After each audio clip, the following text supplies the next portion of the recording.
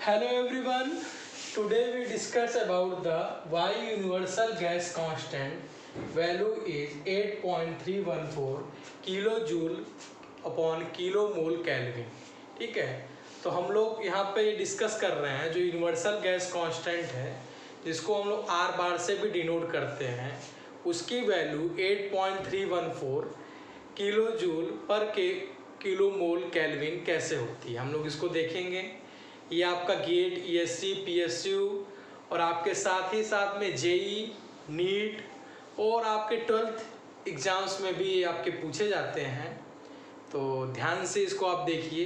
ये फिजिक्स का, थर्मोडायनेमिक्स का बहुत ही इम्पोर्टेंट कॉन्सेप्ट है जो हम इसको डिस्कस करने जा रहे हैं। और अगर कोई क्वेरी रह जाएगी आपकी तो आप उसको कमेंट बॉक्स में आप मेंशन कर सकते हैं। ओके, तो today we discuss about the why universal gas constant value is 8.314 kilo joule kilo mole kelvin. इसको हम लोग देखते हैं।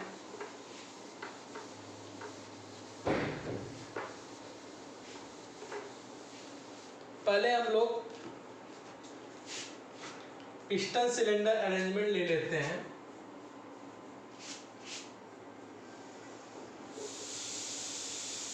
पिस्टन सिलेंडर अरेंजमेंट ले लेते हैं, इसको हम लोग एक्सपेरिमेंट कर रहे हैं। पिस्टन सिलेंडर अरेंजमेंट ले रहे हैं।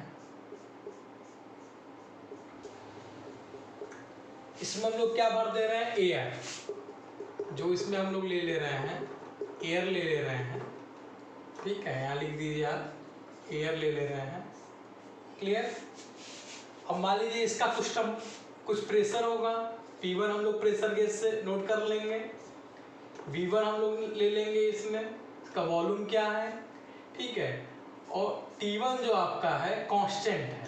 ठीक है, हम लोग क्योंकि यहाँ पे आइसोथर्मल एक्सपेंशन करेंगे, ठीक है, T1 equal to constant isothermal हम लोग यहाँ पे क्या कर रहे हैं, एक्सपेंशन कर रहे हैं।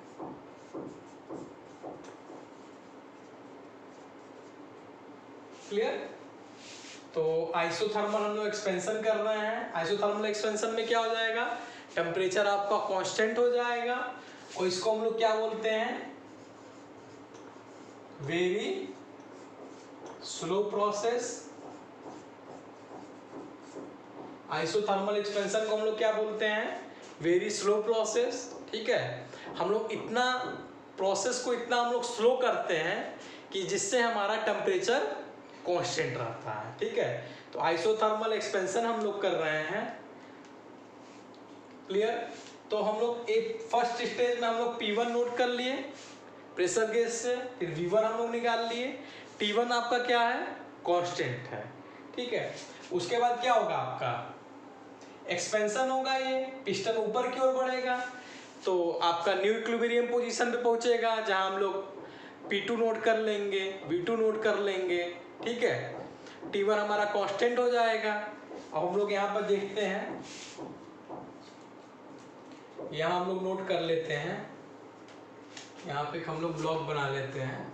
P1 हो गया, V1 हो गया, P1 V1 upon N T1। ठीक है, n आपका क्या है, नंबर ऑफ मोल्स। n क्या है, नंबर ऑफ मोल्स। ठीक है, आइसोथर्मल एक्सपेंशन हम लोग देख रहे हैं इसमें। ठीक है, m क्या आपका, नंबर ऑफ मोल्स। ठीक है, P1 क्या है, प्रेशर एट पॉइंट 1, V1 क्या है, वॉल्यूम एट पॉइंट 1, T1 क्या आपका टेम्परेचर है एट पॉइंट 1। T1 हम लोग क्या कर रहे हैं, कांस्टेंट कर रहे हैं। हम लोग प्रोसेस यहाँ पे क्या ले रहे हैं, आइसोथर्मल एक्सपेंशन ले रहे हैं। ठीक है, तो जैसे जैसे एक्सपेंड हो रहा है, मतलब क्या हो रहा है, एक्सपेंड होगा तो क्या होगा, वॉल्यूम इंक्रीज करेगा और प्रेशर आपका डिक्रीज करेगा। क्लियर। तो हम लोग क्या करें, जैसे जैसे इसको एक्सपेंड कर रहा है तो नए नए क्या होंगे, नए नए इक्विलिब्रियम पॉइंट्स मिलेंगे, बहुत सारे नए नए इक्विलिब्रियम पॉइंट्स मिलेंगे, लेकिन हम लोग केवल 2 या 3 ले लेते हैं। ठीक है, एक समझने के लिए। ठीक है, तो यहाँ से हमको P1 निकल गया, कोई भी कुछ भी वैल्यू हो जाएगी। V1 हो गया, यहाँ से हम लोग इसको कैलकुलेट कर लिए। n equal to number of moles, ये फिक्स है, n equal to number of moles fix है, और T1 क्या आपका फिक्स है क्योंकि हम लोग आइसोथर्मल एक्सपेंशन कर रहे हैं, ठीक है। और पिस्टन आपका ऊपर की ओर बढ़ेगा, तो हम यहाँ पे और ले लेते हैं, P2 हो गया, V2 हो गया, यहाँ से क्या हो जाएगा P2 V2 अपॉन NT2, इसकी कुछ वैल्यू आ जाएगी, क्लियर। फिर हम लोग और पिस्टन को ऊपर बढ़ाएंगे, तो यहाँ क्या होगा P3 एक्सपेंशन होगा, P3 V3 NT1, यहाँ से वैल्यू आ जाएगा, ठीक है। अब हम तीनों वैल्यू को लेकर के हम लोग एक ड्रॉ कर ले रहे हैं, ठीक है। ये हम लोग कैलकुलेशन करेंगे, आप बस समझिए कि कैसे कैसे चीजें आ रही हैं, ठीक है।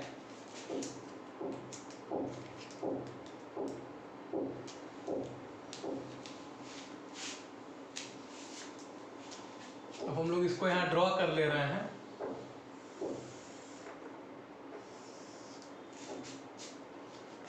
तो मान लीजिए आपका ये P1 ये मिल गया आपका, ये आपका यहाँ पे है PV अपॉन NT, और ये हो गया आपका प्रेशर, ठीक है। PV अपॉन NT और प्रेशर के बीच में हम लोग इसको ड्रॉ कर ले रहे हैं, ठीक है।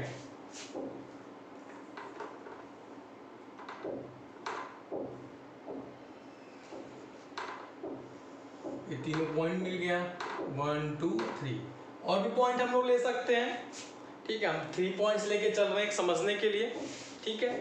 अब ये चीज हो गया, यहाँ तक आपको क्लियर समझ में आ रहा है।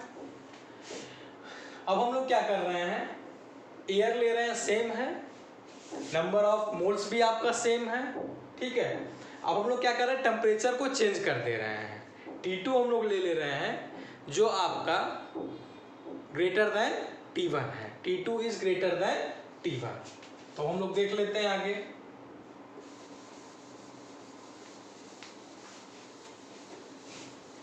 नंबर ऑफ मोल्स आपका फिक्स है,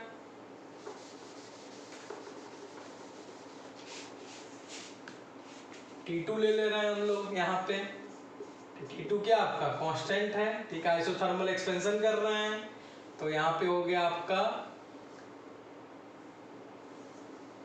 P4 और V5, ठीक है। P4 and V4, sorry P4 and V4, ठीक है। हम लोग टेम्परेचर क्या कर रहे हैं, T2 is greater than T1। जो T2 टेम्परेचर है वो क्या होगा, ग्रेटर देन T1। हम लोग एयर सेम मॉलिक्यूल्स है, नंबर ऑफ मोल सेम है, जो हम लोग टेम्परेचर ले रहे हैं यहाँ पे क्या ले रहे हैं, T2 is greater than T1। तो उस टेम्परेचर पर कुछ प्रेशर होगा, कुछ वॉल्यूम होगा, हम लोग फिर आइसोथर्मल एक्सपेंशन करेंगे, तो उस प्रेशर जो प्रेशर होगा उस पे P4 है और वॉल्यूम आपका V4 है, ठीक है। तो T2 is greater than T1 पे हम लोग क्या ले रहे हैं, कुछ उसका प्रेशर होगा, कुछ उसका वॉल्यूम होगा, उसको हम लोग नोट कर लेंगे। फिर उसके बाद क्या करेंगे, हम लोग एक्सपेंशन करेंगे, ठीक है। एक्सपेंशन होगा, फिर नए इक्विलिब्रियम पॉइंट्स मिलेंगे जहां हमको प्रेशर और वॉल्यूम मिल जाएगा, ठीक है। सेम हम लोग उस तरह से कर लेंगे। अब यहाँ पे हम लोग देख लेते हैं, P4 हो गया, V4 हो गया, और P4 V4 upon NT2, clear. कुछ पॉइंट्स मिल गए यहाँ पे हमको, एक्सपेंशन हो रहा है, फिर नए इक्विलिब्रियम पॉइंट मिलेंगे P5 V5 अपॉन NT2, ये कुछ मिल गया हमको, ठीक है। ये ध्यान दीजिएगा कि यहाँ पे क्या है, T2 is greater than T1, clear. फिर हमको एक पॉइंट मिल गया P6 V6 अपॉन NT2, ये मिल गया। हम लोग इसको ड्रॉ कर लेते हैं।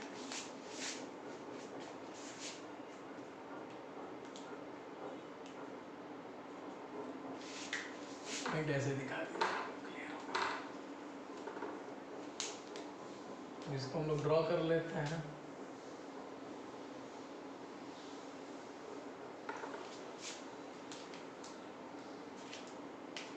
ये आपका पॉइंट C हो गया, ये पॉइंट हो गया, ठीक है। देखिए इसमें लीनियर हम बना रहे हैं, कोई जरूरी नहीं है कि लीनियर हो, जो आपका जो कर्व है इसमें लीनियर हम बना रहे हैं, कोई जरूरी नहीं कि लीनियर हो, लीनियर के अलावा भी कर्व का कोई शेप हो सकता है। क्लियर?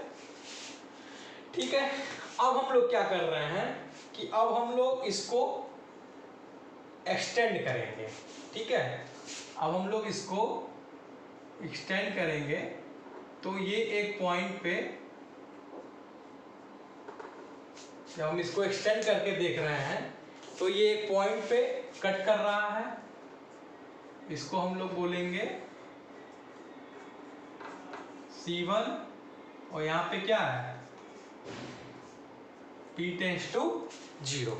ठीक है, इधर क्या होगा P टेंड्स टू 0। तो इसको हम लोग क्या लिख सकते हैं यहाँ पे C1 इक्वल टू हम लोग क्या लिख सकते हैं, limit P tends to 0 PV upon NT। Clear? ये हो गया आपका। ये तो हम लोगों ने एयर के लिए कर लिया। ये जरूरी नहीं कि प्रोफाइल आपका लीनियर आए, इसलिए इसमें ज्यादा परेशान मत होइएगा, कोई भी कर्व हो सकता है। एज यू हम लोग इसको ड्रॉ कर लिए हैं। क्लियर? अब हम लोग इसको डिलीट कर देते हैं।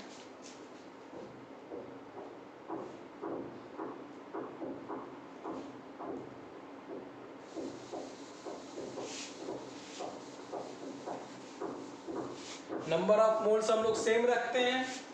अब हम लोग यहाँ पे गैस को चेंज कर दिए हैं, यहाँ पे हम लोग गैस रख दिए हैं हीलियम। ठीक है, और यहाँ पे हम लोग ले लिए हैं टेम्परेचर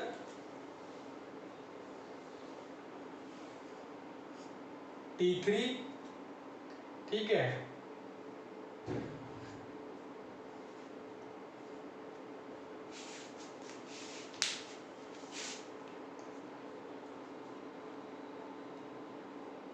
अब यहाँ पे हम लोग का T3 हो गया। आइसोथर्मल एक्सपेंशन कर रहे हैं हम लोग, T3 तुम्हारा कांस्टेंट है। तो यहाँ पे मान लो आपका प्रेशर हो गया P7 V7।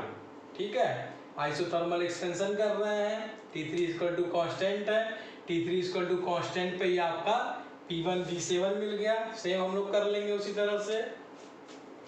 यहाँ आपको मिल गया P7 V7 P7 V7 upon NT3। Clear? यहाँ से हम लोग नोट कर लिए। आइसोथर्मल एक्सपेंशन कर रहे हैं, नया इक्विलिब्रियम पॉइंट मिल जाएगा P8 V8 P8 V8 upon NT8। Clear? फिर हम लोग को नया इक्विलिब्रियम पॉइंट मिलेगा, ये क्या हो जाएगा P9 V9 P9 V9 upon NT3। Sorry, यहाँ 3 हो जाएगा, टेम्परेचर तो कांस्टेंट है ना, NT। ठीक है, हमको मिल गया। अब इसको हम लोग ड्रॉ कर ले रहे हैं।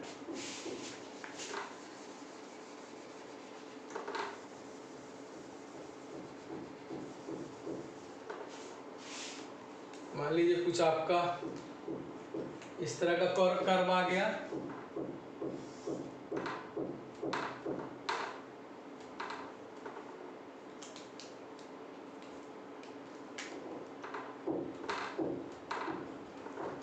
ठीक है, फिर हम लोग सिमिलरली कर रहे हैं।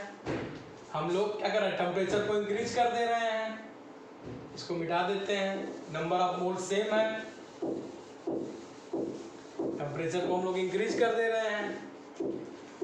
मान लीजिए टेम्परेचर आपका T4 हो गया, T4 is greater than T3। ठीक है, यहाँ पे क्या हो जाएगा T4 इक्वल टू कॉन्स्टेंट हो जाएगा, और यहाँ पे क्या हो जाएगा P10 और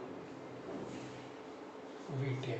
ठीक है, T4 इक्वल टू कॉन्स्टेंट पे हम लोग क्या ले रहे हैं, प्रेशर और वॉल्यूम ले रहे हैं, P10 और V10 हो गया। ठीक है, यहाँ पे इसको लिख ले रहे हैं, ये हो जाएगा P10 V10, ये क्या हो जाएगा P10 V10 अपॉन NT4। ठीक है। उसके बाद क्या कर रहे हैं हम लोग, आइसोथर्मल एक्सपेंशन कर रहे हैं, अनदर इक्विलिब्रियम पॉइंट मिलेगा P11 V11 P11 V11 upon NT4, ठीक है। फिर हमको एक इक्विलिब्रियम पॉइंट मिलेगा एक्सपेंशन करने पे P12 V12 P12 V12 upon NT4, ठीक है। वो 3 पॉइंट्स मिल गया, तीनों पॉइंट्स को लेकर के हम लोग ड्रॉ कर ले रहे हैं।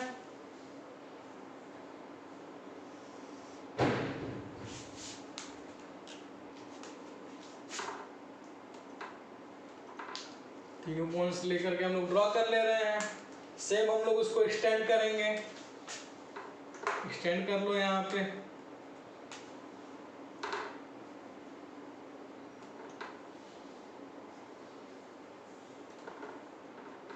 ठीक है।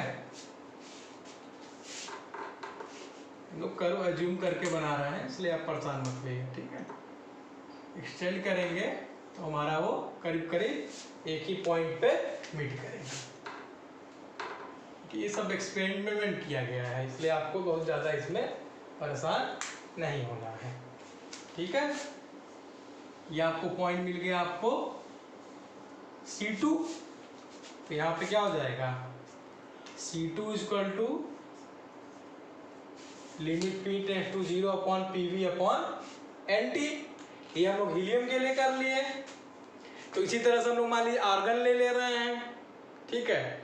तो वहाँ पे हम लोग इसी प्रोसेस को रिपीट कर सकते हैं, आइसोथर्मल एक्सपेंशन करेंगे, कई सारे इक्विलिब्रियम पॉइंट्स मिलेंगे, फिर उनको लेकर के हम लोग जो आपका कर्व है जो उसको ड्रॉ करेंगे, फिर उसको एक्सटेंशन करेंगे, ठीक है। वो एक जगह मीट करेगा, वहाँ से हम लोग C2 निकाल लेंगे, क्लियर। तो जब ये एक्सपेरिमेंट करते रहे हम लोग, तो हम लोग ये देखिए कि C1 इक्वल टू C2, ठीक है, limit P tends to 0 PV upon.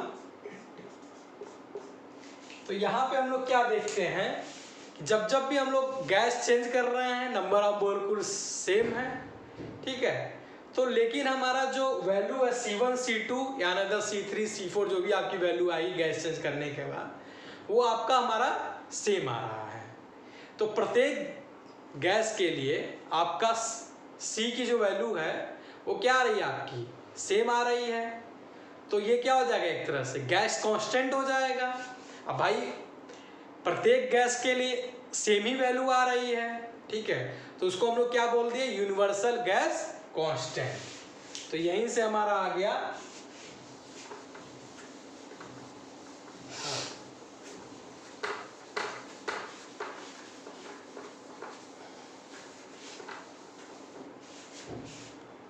यहां से हमारा आ गया R बार। इसको हम लोग क्या बोलते हैं, लिमिट PV अपॉन NT, ठीक है। तो इसकी वैल्यू जो हम लोग कैलकुलेट करेंगे, यहां से हम लोग स्केल से इसको कैलकुलेट कर लेंगे। तो इसकी वैल्यू क्या आ जा रही है, 8.314 kilo joule upon kilo mole kelvin, ठीक है। ये आपका क्या है, कांस्टेंट है, सभी गैसों के लिए सेम है, इसीलिए इसको हम लोग क्या बोल दिए, यूनिवर्सल गैस कांस्टेंट, क्लियर। तो आई होप आपको ये वीडियो अच्छे से समझ में आया होगा। ये फिजिक्स का बहुत ही इम्पोर्टेंट कॉन्सेप्ट है, ये हर जगह पूछा जाता है। ये ES GATE, PSU, NEET, JEE हर जगह पूछा जा सकता है, 12th में भी आपके एग्ज़ाम्स में भी पूछे जा सकते हैं। तो इसको आप लोग अच्छे से देख लीजिए, रिवाइज कर लीजिए। कोई भी अगर क्वेरी हो तो कमेंट सेक्शन में आप हमसे पूछ सकते हैं, ओके। और चैनल्स को लाइक सब्सक्राइब कीजिए, ज़्यादा से ज़्यादा शेयर करिए, ओके। धन्यवाद।